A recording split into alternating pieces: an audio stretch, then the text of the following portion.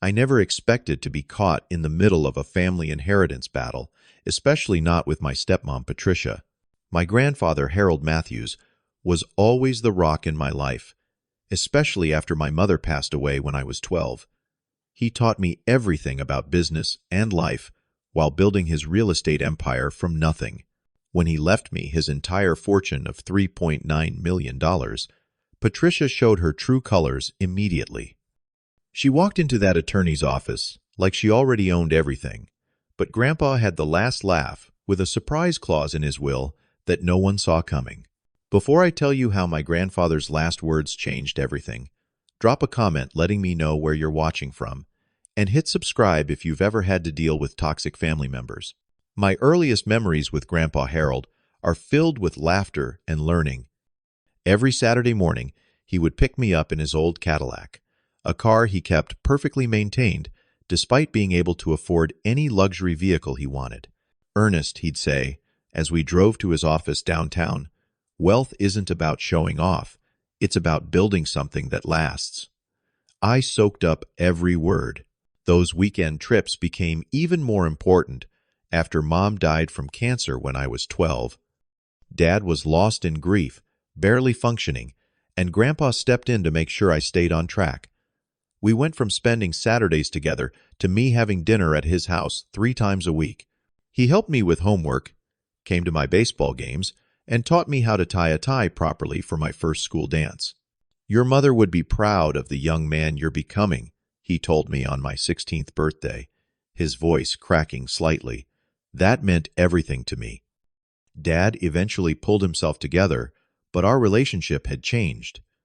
I was closer to Grandpa than to him, something that became even more pronounced when Dad met Patricia at a charity event 3 years after Mom died. Patricia Morgan was 15 years younger than my father, with expensive taste and a mysterious past. From our first meeting, I felt uncomfortable around her. She smiled too widely, laughed too loudly at Dad's jokes, and her eyes calculated everything in the room. "Your father deserves happiness," Grandpa told me when I confided my concerns. "But keep your eyes open, Ernest. Not everyone has good intentions." Within 6 months, Patricia had moved into our family home. Within a year, they were married in a lavish ceremony that made Dad dip into his savings.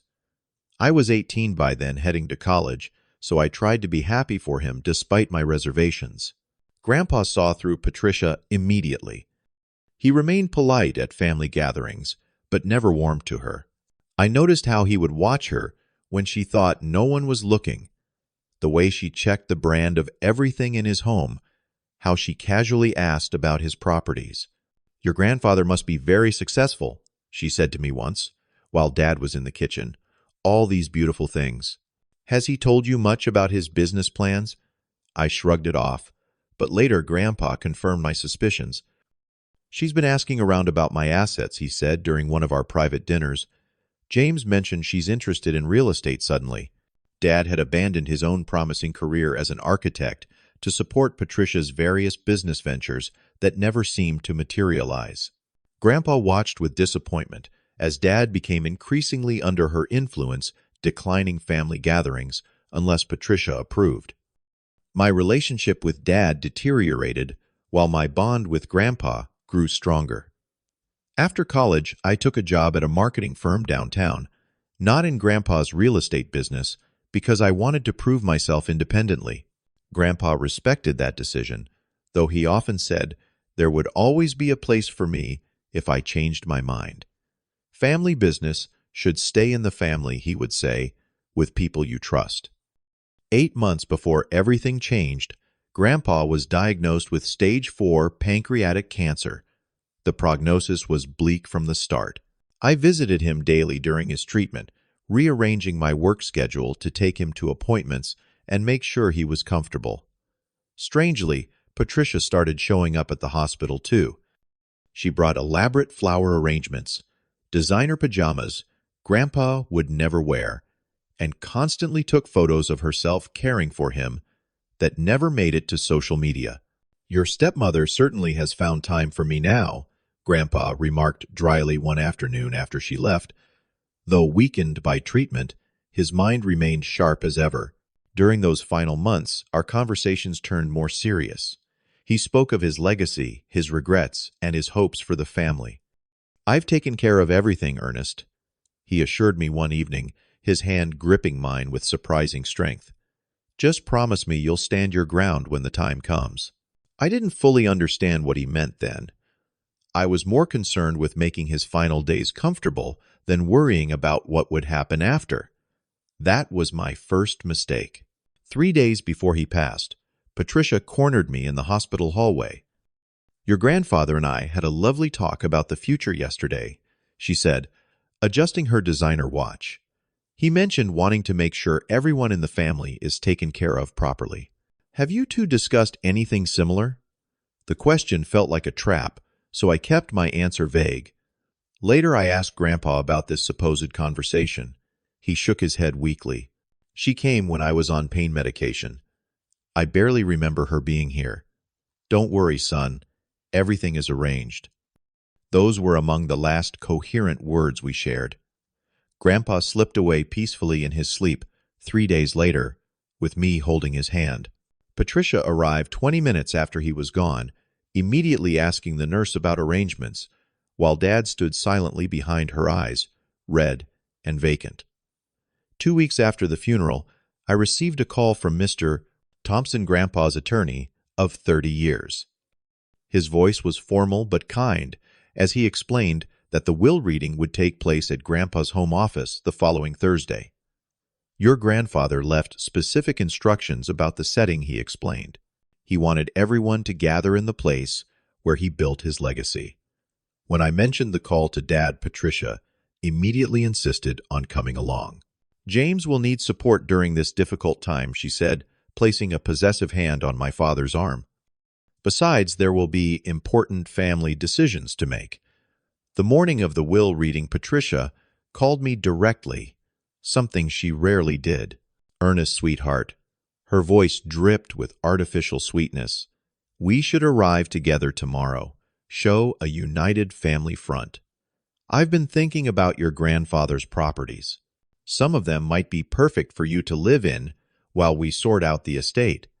Her presumptuous tone set my teeth on edge, but I remained polite. "Thanks, but I'll drive myself. See you there." That evening, I stopped by my father's house to drop off some of Grandpa's photos I thought he might want. Through the partially open office door, I overheard Patricia on the phone. "Yes, I understand the market is hot right now," she was saying. "Once we have control of the properties, I want to move quickly. Harold's portfolio is extensive. At least $3.9 million in assets from what I've gathered. My husband is his only child, so naturally." I left without making my presence known, a sick feeling growing in my stomach. It was clear Patricia was already planning to liquidate Grandpa's life work before he was even cold in his grave. The next morning dawned gray and rainy, matching my mood perfectly. I arrived at Grandpa's estate 30 minutes early, wanting some time alone in the place that held so many memories. Mrs. Baker, the housekeeper, who had worked for Grandpa for over 20 years, let me in with a warm hug. "He would be proud of how you're handling this," she whispered, pressing something into my hand. A small bronze key I recognized as belonging to Grandpa's personal desk drawer. Before I could ask why, the doorbell announced more arrivals. Grandpa's study remained exactly as he left it. The massive mahogany desk dominated the room. Bookshelves, lined with business texts and family photos, covered the walls, and the leather chair still held the impression of his form. I ran my fingers along the desktop, remembering all the lessons he had taught me here. Mr. Thompson arrived precisely on time, carrying a leather portfolio that I assumed contained the will. He nodded respectfully to me before setting up at the desk. Patricia and my father arrived 10 minutes late. She was dressed in an expensive black dress, more suitable for a cocktail party than a will reading, diamonds glittering at her ears and throat. Dad looked diminished beside her, his shoulders hunched, as if carrying an invisible weight. "Sorry we're late," Patricia announced, though her tone suggested no real remorse. "Traffic was dreadful. Shall we begin?" We have appointments later today." Aunt Martha, Grandpa's sister, made a small, disapproving noise from where she sat near the window. Mrs. Baker stood quietly by the door, hands folded in front of her.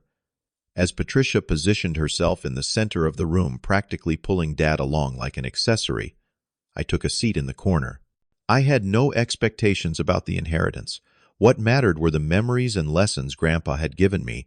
Those were the real treasures no one could take away. Mr. Thompson cleared his throat and began reading. The initial bequests were standard generous severance packages for all staff, with special provisions for Mrs. Baker, who received a lifetime stipend, and the cottage on the property where she had lived for 15 years. Various charitable donations followed the children's hospital that had treated my mother, the veterans organization Grandpa had supported since his own father's service in World War II, the local business school where he occasionally lectured. The family vacation home in Maine went to my father, along with Grandpa's collection of rare books they had once bonded over. As Mr. Thompson continued reading, I noticed Patricia growing increasingly restless, checking her watch and whispering to my father. There had been no mention yet of the business holdings or the main estate, the true wealth of Grandpa's portfolio. When Mr. Thompson paused to take a sip of water, Patricia jumped in. "This is all very touching, but perhaps we could move to the major assets. James is his only child, and we have plans to consider." Mr. Thompson regarded her coolly over his glasses. "I am reading the will, as instructed by Mr. Matthews. There is a specific order he requested." As the reading continued without mention of me, I felt a growing sense of disappointment, not about money, but about being forgotten. Had I misunderstood my relationship with Grandpa? The key in my pocket felt suddenly heavy, a mystery I couldn't solve. Patricia's patience visibly wore thin as Mr. Thompson methodically worked through the will's contents. Finally, unable to contain herself any longer, she stood up. "Excuse me, but this is becoming ridiculous," she interrupted, her polite facade cracking. "Harold's business interests and main estate are the primary concern here. As James is the only direct heir, we should discuss how we'll be handling these assets. I've already contacted several interested buyers for the commercial properties." Mr. Thompson looked at her with thinly veiled distaste. "Mrs. Matthews, if you would please allow me to finish. The reading is not complete." "What else could possibly matter?" Patricia scoffed. "Some dusty mementos, family photos. We need to discuss the business transition. Ernest is just the grandson after all. These decisions fall to James as Harold's son." My father looked uncomfortable, but said nothing to contradict her. My stomach tightened as I watched Patricia dismiss me so easily, acting as if she already controlled everything. "If we could proceed without further interruptions," Mr. Thompson said firmly. He adjusted his glasses and turned the page. "Regarding my business holdings, properties, investments, and remaining assets, totaling approximately $3.9 million. He read, "I, Harold Matthews, being of sound mind, leave everything to my grandson, Ernest Matthews." The room fell silent. I couldn't have heard correctly. Mr. Thompson continued reading my grandfather's personal letter. "Ernest has shown the character, judgment, and integrity that I always hoped to see in my successors. While my son James will always have my love, Ernest has earned my trust. Ernest understands that wealth is a responsibility, not just a privilege." Patricia's face contorted in shock and rage. "That can't be legal. James is his son." "The will continues," Mr. Thompson said, ignoring her outburst. "There are conditions to this inheritance. Ernest must complete business management courses and work within the company for a minimum of 1 year before gaining full control of the assets. During this transition period, the company will be managed by the current executive team, with Mr. Thompson serving as trustee." Patricia lunged forward. "This is outrageous. James, say something. Your father has cut you out completely." My father finally spoke, his voice tired. "Patricia, please sit down." "If I may," Mr. Thompson interjected. Mr. Matthews did not cut out his son. James received his inheritance some years ago, funding for his architectural firm, which was subsequently liquidated. He looked pointedly at Patricia before continuing. There is a detailed breakdown of the assets, Mr. Tripliaf, Thompson said, handing me a folder. The portfolio includes the main estate, 4 commercial properties downtown, a residential development in progress, and various investments and accounts. I sat stunned, unable to fully process what was happening. Grandpa had trusted me with everything he built. The responsibility felt overwhelming. "This is absurd," Patricia hissed. "We'll contest it immediately." "Before you consider that course of action, Mr. Thompson said calmly, "there is one final clause in the will that Mr. Matthews insisted be read only if someone expressed intention to contest." The atmosphere in the room shifted as Mr. Thompson pulled out a sealed envelope. "In the event that my daughter-in-law, Patricia Matthews, contests this will in any way, he read the following information and documentation is to be submitted to the proper authorities and made public record." Patricia went completely still. "I have spent considerable resources investigating Patricia Morgan Jenkins Holloway Matthews' background," Mr. Thompson continued. "This investigation revealed that Patricia has been married 3 times before, each marriage to wealthy men significantly older than herself. Each marriage ended with substantial financial settlements after remarkably similar patterns of isolation and emotional manipulation." My father's face drained of color as he stared at his wife. Furthermore, Mr. Thompson read, "In the months preceding my illness, Patricia contacted no fewer than 5 real estate developers and investors regarding properties she did not own. Recordings of these conversations are included in the documentation, as are copies of emails in which she discusses upcoming ownership of my properties." "That's all lies," Patricia shouted, but her voice lacked conviction. Mr. Thompson removed several photographs from the envelope. These were taken 2 weeks before Mr. Matthews fell ill. They show Patricia in his home office, searching through his files when she believed no one was present. Aunt Martha spoke up. "I caught her in Harold's study that day. She claimed she was looking for a family photo album." Mrs. Baker stepped forward, and she questioned all the staff about Mr. Matthews' financial arrangements, offered money for information about his accounts. Patricia looked trapped. Her carefully constructed facade crumbled as she turned to my father. "James, you can't believe this. Your father was always jealous of our happiness. He's trying to destroy us from beyond the grave." For the first time, I saw my father really look at the woman he had married. Really see her. "How many husbands before me, Patricia?" he asked quietly. She didn't answer. "Get out," he said, his voice barely audible.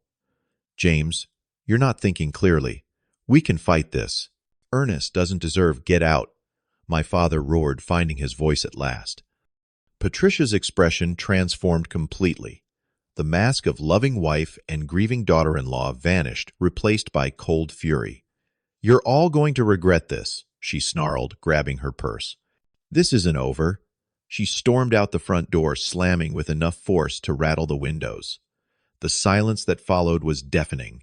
My father collapsed into a chair, looking 20 years older than when he had arrived. "I'm sorry, son," he said, finally looking at me with red-rimmed eyes. "I brought that person into our lives, into your grandfather's life. Dad, you couldn't have known." "I should have seen it," he insisted. "Your grandfather tried to warn me. You tried to warn me. I was just so lonely after your mother died." Mr. Thompson cleared his throat gently. "If I may, there's more your grandfather wanted you both to know." He explained that Grandpa had first become suspicious when Patricia began asking very specific questions about his estate planning. The investigation started as a precaution, but revealed much more than anyone anticipated. "Harold hoped he was wrong," Mr. Thompson said, "for your sake, James, but he wanted to protect the family legacy, and Ernest at all costs." Aunt Martha approached my father, placing a hand on his shoulder. Patricia was searching for Harold's will that day. I caught her. She told me later she was concerned Harold wasn't thinking clearly about his estate planning. Mrs. Baker added, she asked me if Mr. Matthews kept important papers in the safe, offered me $1,000 for the combination. As the full picture of Patricia's deception emerged, I felt a strange mix of vindication and sadness.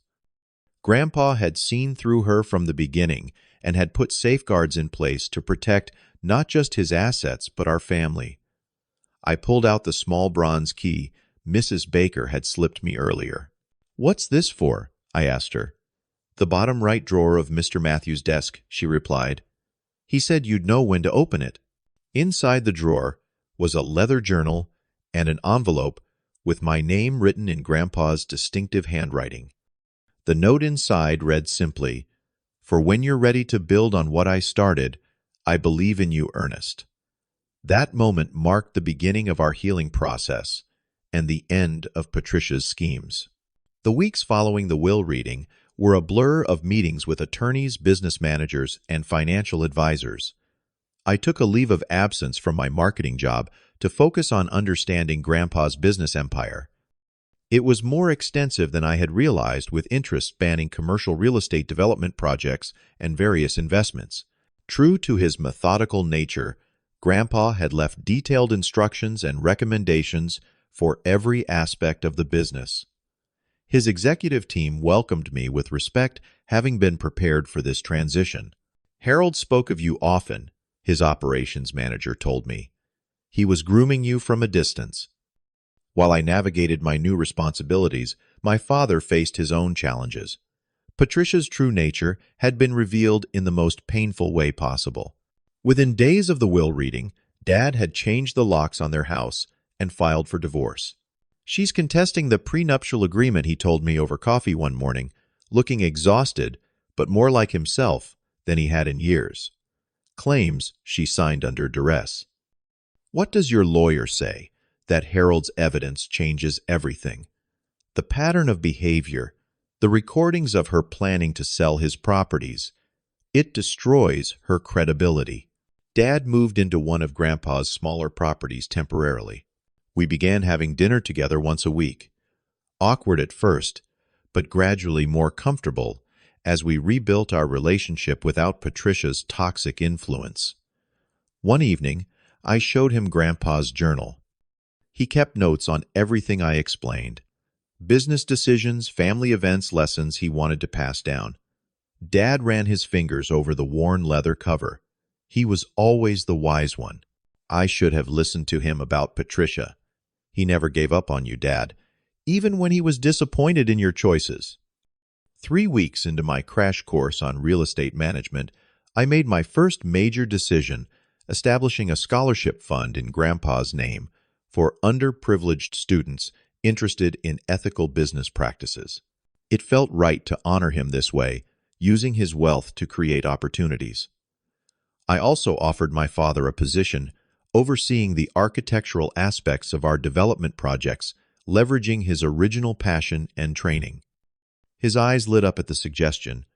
The first time I'd seen genuine enthusiasm from him since before Mom died. "Your grandfather would approve," he said, voice thick with emotion. "Using our talents together, keeping the business in the family." 6 months after Grandpa's passing, we held a small ceremony dedicating a new community center built on one of his properties. Dad designed the building, incorporating elements that subtly honored both Grandpa and Mom. Aunt Martha stood beside us at the ribbon, cutting our family, slowly healing its fractures.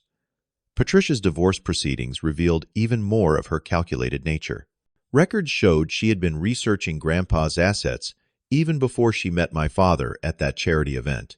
The prenuptial agreement held firm, leaving her with only what she had brought to the marriage, which turned out to be substantial debt hidden across several credit cards. She called me yesterday, Dad confessed during one of our business meetings. Tried to convince me this was all a misunderstanding, that she really loved me but felt threatened by your grandfather's control over the family. What did you say? Nothing. I hung up and blocked her number. He smiled ruefully. 6 months ago, I would have believed her. Your grandfather saved us both. The healing wasn't just professional. Dad started therapy to process the manipulation and betrayal. I joined him for several sessions, working through our complicated family dynamics and the grief we had both suppressed for years. Dad, since Mom's death. Me, since losing the close relationship with my father. Grandpa's business continued to thrive under the guidance of his team and my fresh perspective. I completed the business courses required by the will, finding that I had a natural aptitude for the work. The marketing experience I had gained independently proved valuable in modernizing our approach.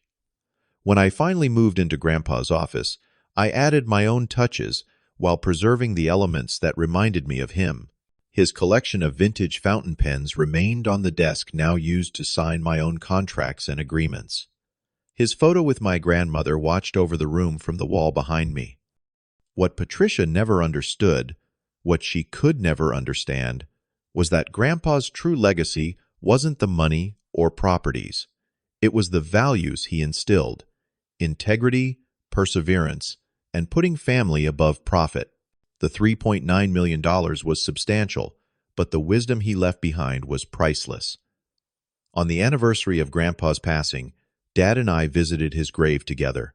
We stood silently for a long moment before Dad spoke. "I failed him in many ways," he said quietly. "But he never gave up on our family. He knew you were more than your mistakes," I replied. "That's why he protected you from Patricia in the end, and why he trusted you with everything that mattered to him." As we walked back to the car, I reflected on how dramatically our lives had changed in just 1 year. Patricia's attempt to seize control had backfired, completely exposing her true nature and ultimately strengthening the family bonds she had tried to destroy. The most valuable lesson Grandpa taught me wasn't about business or money management. It was about recognizing the difference between those who love you for who you are and those who only love what they can get from you. It was about standing your ground when it matters most, even when it would be easier to give in.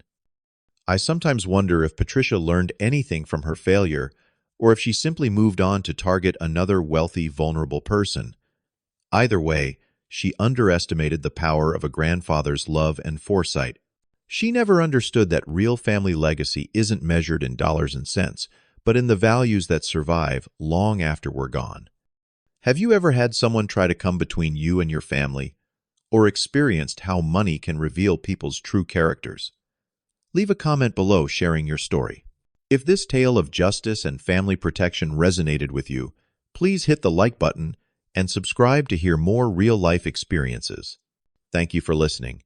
And remember, sometimes the most important inheritance isn't what's written in a will, but the wisdom passed from one generation to the next.